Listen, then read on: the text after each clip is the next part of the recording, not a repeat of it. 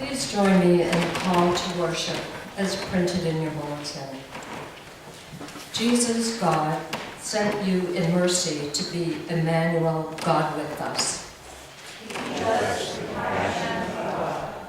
Jesus, your life took flesh in the mercy of Mary's womb. We rejoice in the compassion of Mary.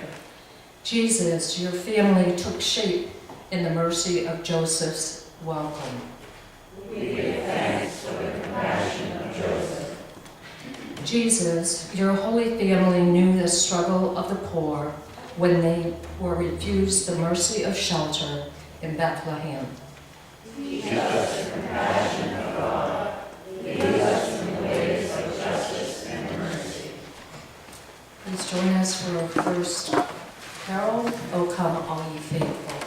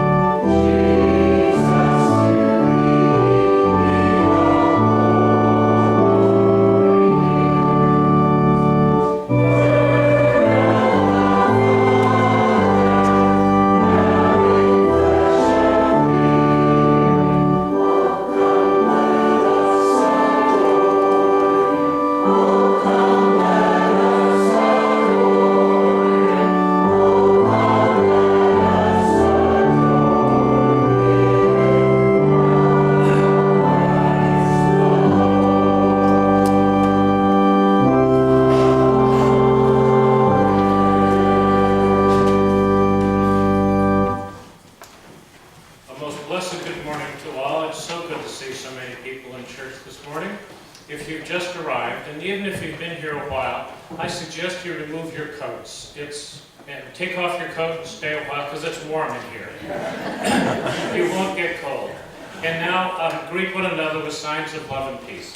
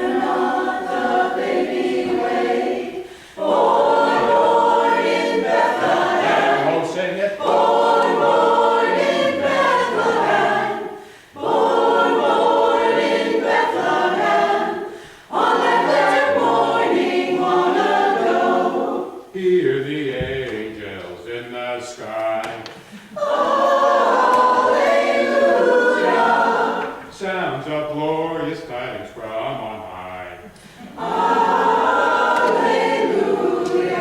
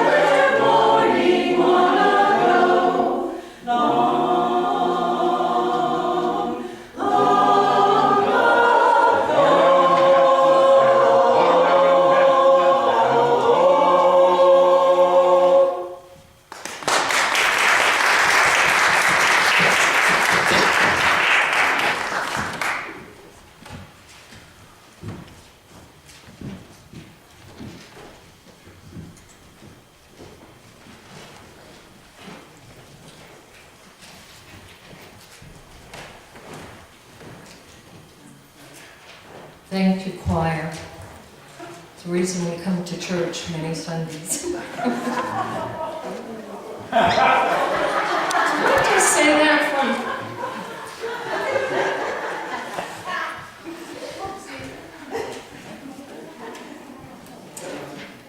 The reading this morning is from Matthew chapter 1, verses 18 through 25.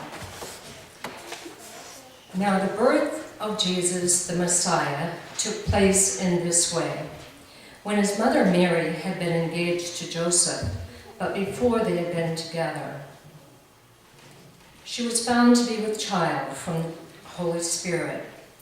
Her husband Joseph, being a righteous man and unwilling to expose her to public disgrace, planned to dismiss her quietly.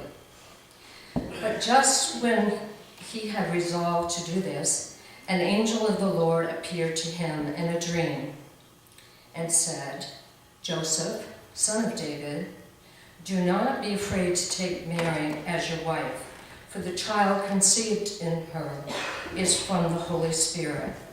She will bear a son, and you are to name him Jesus, for he will save his people from their sins." All this took place to fulfill what had been spoken by the Lord through the prophet.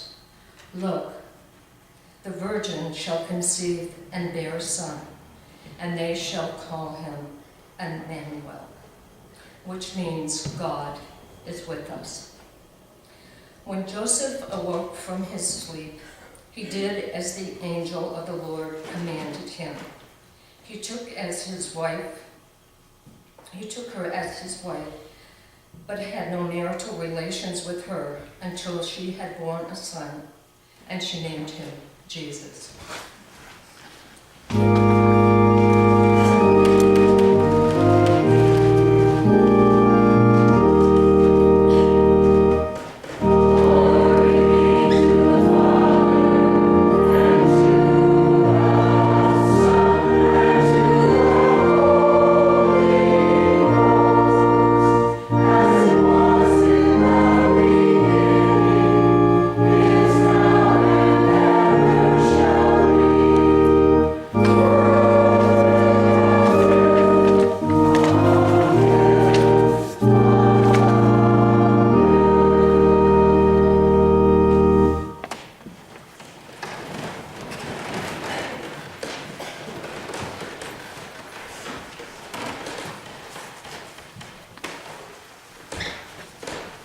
Well, good morning again, and let me say again how delighted I am to see so many people here on, looks like the day after.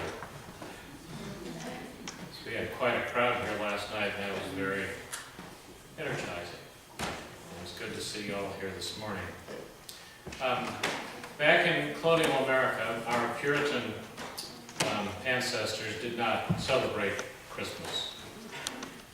They even fined people for not going to work as usual on Christmas Day.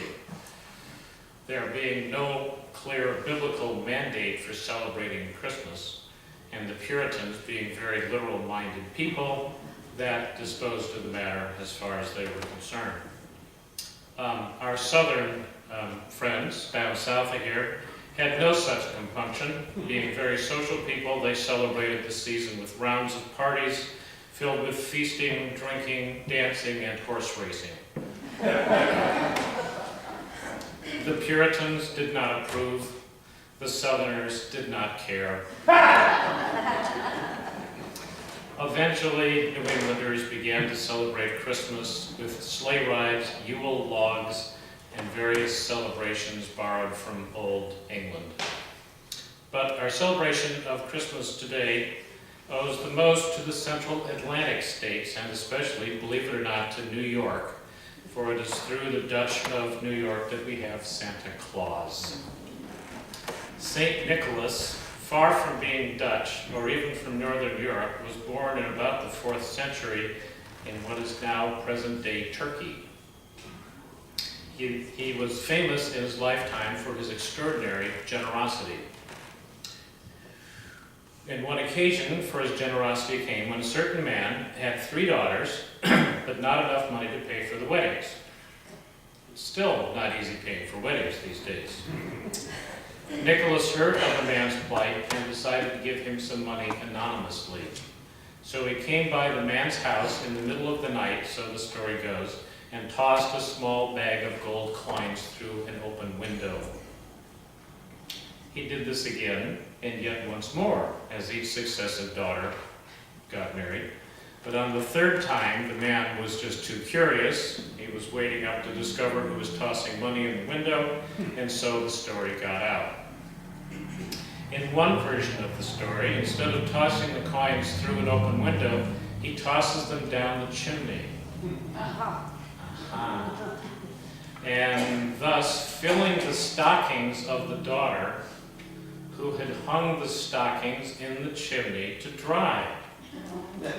Okay, it is not quite as far-fetched as it might sound, because in those days, in some houses, the chimney or the fireplace was enormous. You did your cooking in the fireplace, you dried your clothes in the fireplace, there was a shelf for baking bread, there were various rods across the fireplace in which you hung pots and you cooked stew, and so on. And on a cold night, the whole family would cluster inside the fireplace to stay warm. So it's not that far-fetched. So the bags of gold have simply metamorphosed into stockings, and the stockings are filled with coins and chocolates and chocolate coins and other little gifts for stocking stuffers. And then St. Nicholas became the patron saint of children, sailors, scholars, virgins, clerks, and thieves. This is all in the books. I'm not making this up. Now, what all those characters had in common, I do not care to speculate. Then, in medieval times, there was quite an interest in holy relics. A lot of if you were a self-respecting town and you wanted visitors to come and spend money, the relics of a saint would do the trick very well. And cities throughout Europe competed strenuously for the possession of relics of saints. So this is how St. Nicholas became popular in Europe. Italian sailors, remember sailors, he's their patron saint, St. Nicholas, dug up the saint's bones over there in Turkey. The Turks didn't care about this, being Muslims. Could we dig up some bones? Sure, take it. And reinterred them in Italy, and that then became a pilgrimage site in Italy for St. Nicholas. Well, then the Reformation came along, and our Puritan, shall we say, somewhat humorless, literal-minded forebears came along. They didn't like sites and saints and bones and relics and stuff, so that all was history in Protestant lands, except for Holland. For some reason, St. Nicholas remained popular in Holland. He did a little name change to Sinterklaas, and people exchanged gifts on his feast day, which is in early December. And then celebration of this generosity traveled to the New World with the founding of New Amsterdam, soon to become New York. And then somehow, in translation, the thin, ascetic saint put on a few pounds and a fur-lined suit to keep him warm in northern latitudes, and his name rounded out as well to the contemporary round, jolly, friendly Santa Claus, Santa Claus. So that's how we have the fat, jolly, red-cheeked Santa in the red suit with the reindeer. Well, as my evangelical friends say, don't forget that Jesus is the reason for the season, but there is no reason why Jesus cannot share the stage with wise men, angels, shepherds, barnyard animals, Mary, Joseph, and Santa Claus. You could say that all of these and Jesus himself are acts of generosity, a gift from God to us to remember that we are our friends and families, and all our celebrations are just a wonderful gift. Now, the precise meaning and extent of this gift gives us an infinite amount to ponder. What is the gift of Christmas? What is the gift that we are given that is most precious? Well, let's consider the circumstances of Christ's birth in light of our own circumstances. We believe, according to our pledge, in liberty and justice for all. And Jesus, of course, was born in a place and time when there was not much of either liberty or justice for anyone. And we do well, I think, on Christmas Day to give some credit to this child, Jesus, for a great deal of the liberty and justice that we have on this earth. I'm going to read you just one sentence from a rather longer quote that I've used before throughout the fall. This was a sentence written 60 years ago and delivered during a speech during World War II by Judge Learned Hand, one of the greatest judges never to be on the Supreme Court. He gave then in New York City a speech that is often referred to as his Spirit of Liberty speech, in which he said, "The spirit of liberty is the spirit of him who nearly 2,000 years ago taught mankind the lesson that it has never learned, but has never entirely forgotten, that there may be a kingdom where the least shall be heard and considered side by side with the greatest."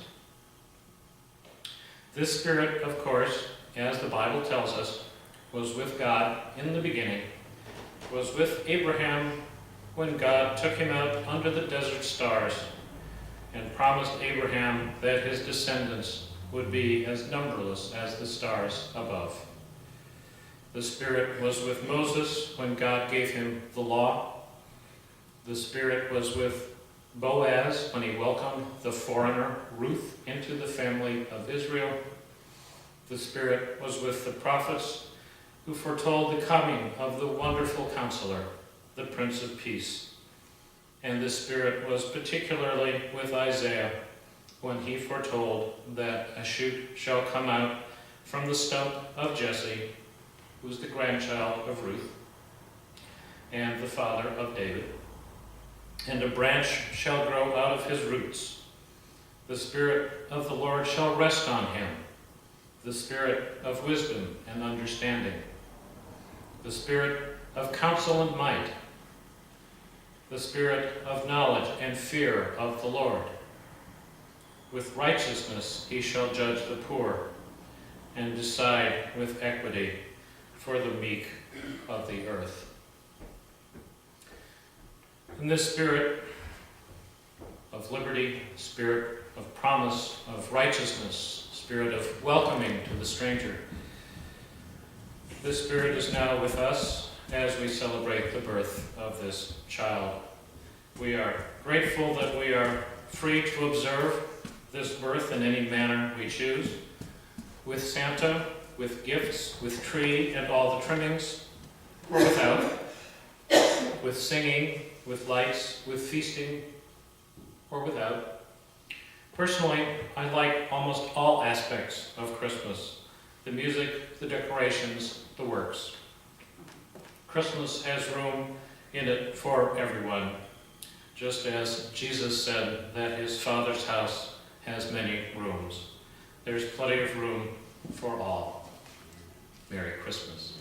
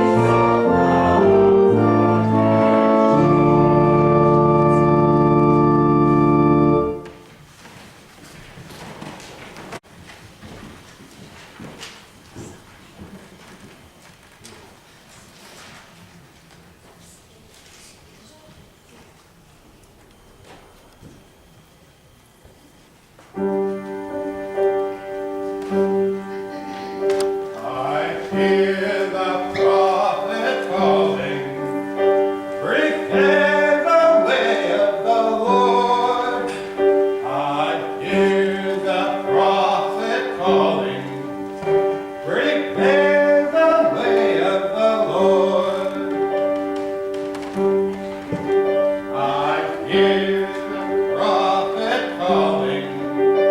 Prepare the way of the Lord. I hear the prophet calling. Prepare the way of the Lord. Make straight the way in the desert. A highway for our God. Come and make straight the way in the desert. Prepare the way of the Lord.